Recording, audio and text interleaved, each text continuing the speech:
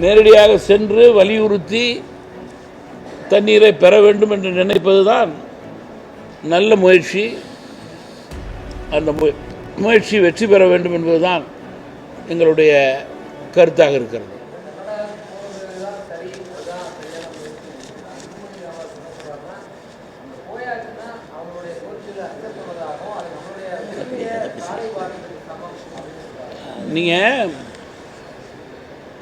நீங்கள் ஒவ்வொரு பிரச்சனையிலும் அரசியல் கட்சிகள் அதனுடைய தலைவர்கள் உடைய அணுகுமுறை வேறு வேறாக இருக்கலாம்,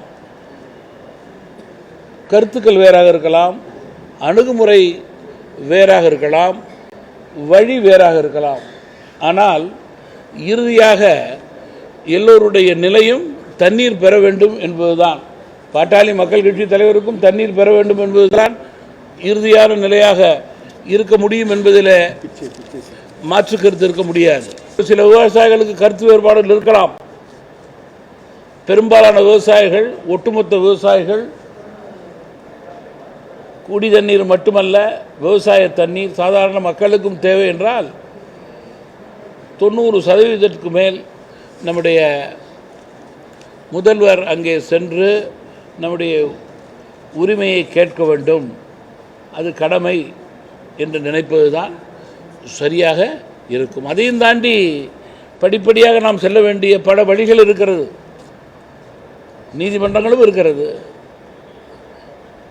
நீதிமன்றத்துக்கு சென்றால் போதும், கடிதம் எழுதினால் போதும்.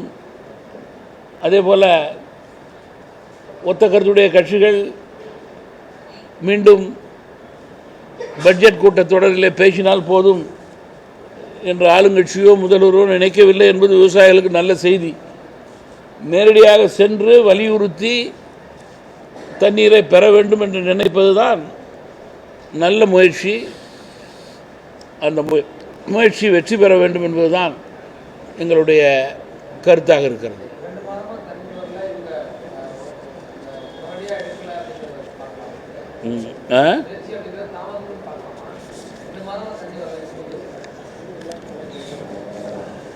நீங்கள் விவசாயிகளுக்கு தமிழக அரசு 2 மாதமாக தண்ணி வரல, விவசாயிகளுக்கு தேவையான விவசாயம் கொடுக்க முடியவில்லையெல்லாம் யாருக்கும் மாற்றுக்கிறது கிடையாது.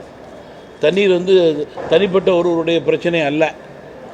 முதல்வரோ இல்லை கட்சி தலைவர்களோ தொட்டிலே பண்ணி தண்ணீரை பூட்டி தொட்டியில் வச்சுக்கிட்டு கொடுக்காம இல்லை. இது இன்னும் சொல்ல போனால் இது ஒரு தேச பிரச்சனையாக இப்போது இருக்கிறது. இந்த பிரச்சனை தேச பிரச்சனையாக இருக்கிறது. நீங்கள் சொல்வது போல் 2 மாதம் தண்ணி வரலைன்னா விவசாயம் எவ்வளோ பாதிக்கப்பட்டிருக்கிறாங்க. முதல்வர் இந்த முயற்சி கூட எடுக்கவில்லை என்றால் எப்படி? 2 முதல்வர்கள் கலந்து பேசுவது என்பது அவசியமாக இருக்கிறது, அவசரமாக இருக்கிறது. அதில் நல்ல முடிவு வேண்டியிருக்கிறது. அதில் மாற்றுக்கருத்தே இருக்க முடியாது.